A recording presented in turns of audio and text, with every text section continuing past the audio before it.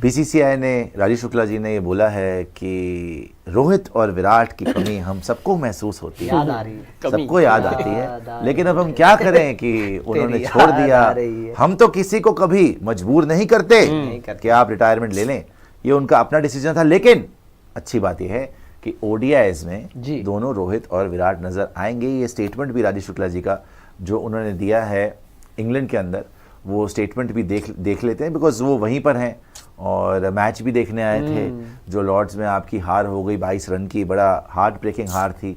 4 दिन तो आपने जीता हुआ था टेस्ट मैच, आखिरी दिन से पहले 1 घंटा, आधा घंटा, और आखिरी दिन पे आप हार गए टेस्ट मैच। तो राजीव शुक्ला जी ने क्या बोला है रोहित और विराट को लेकर? बेसिकली उन्होंने कहा है कि we are all feeling the absence of Rohit Sharma and Virat Kohli. The decision to retire made by Rohit and Virat was their own. It is the policy of BCCI that we never tell any player to retire. We always consider them as great batters. उन्होंने ये बोला है। और लेकिन उन्होंने ये भी बोला है कि ओडीआई किसके अंदर, ओडीआई के लिए दोनों रोहित और विराट अवेलेबल हैं और दोनों के दोनों जो हैं ओडीआई खेलेंगे भी। हमारे लिए अच्छी बात है कि रोहित और कोहली अभी ओडीआई मैचेस के लिए सब उपलब्ध हैं, ये बोला है राजीव शुक्ला ने।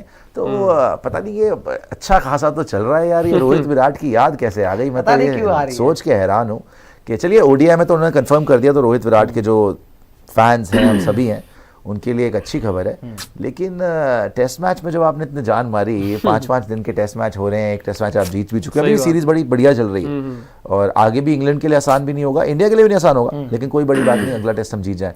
तो ये रोहित विराट की याद आ रही है, कुछ समझ नहीं आई बात। पता नहीं, मुझे भी समझ नहीं आई कि इस टाइम पे रोहित कोहली का जिक्र करना।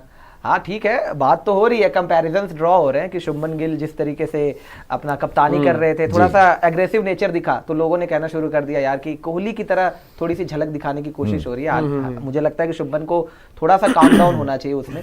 तो बातें वहीं से उठनी शुरू हो गई। और जब आप हारते हो ऑब्वियसली, हालांकि मुझे ये समझ नहीं आ रहा कि इस टाइम पे जिक्र करने का मतलब क्या है, क्योंकि रोहित कोहली के साथ कौन सा जीत रहे थे। चलो अगर आप जीत रहे होते और आप हार रहे हो तो समझ में आता है कि चलो रोहित की याद आ रही है या कोहली की याद आ रही है या उनकी एब्सेंस आप मिस कर रहे हो।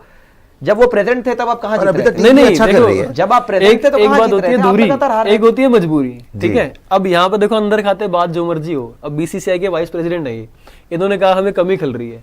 अब वो क्यों गए हैं, इन्होंने ये भी बोला कि उनका ओन डिसीजन था, खुद का। अब ओन डिसीजन किसकी वजह से लिया ये भी सबको पता है जी, ठीक है। अब उसमें बीसीसीआई का कोई रोल नहीं है, वो हेड कोच है, वो टीम मैनेजमेंट का हिस्सा है, बीसीसीआई बोर्ड है, बोर्ड अलग है।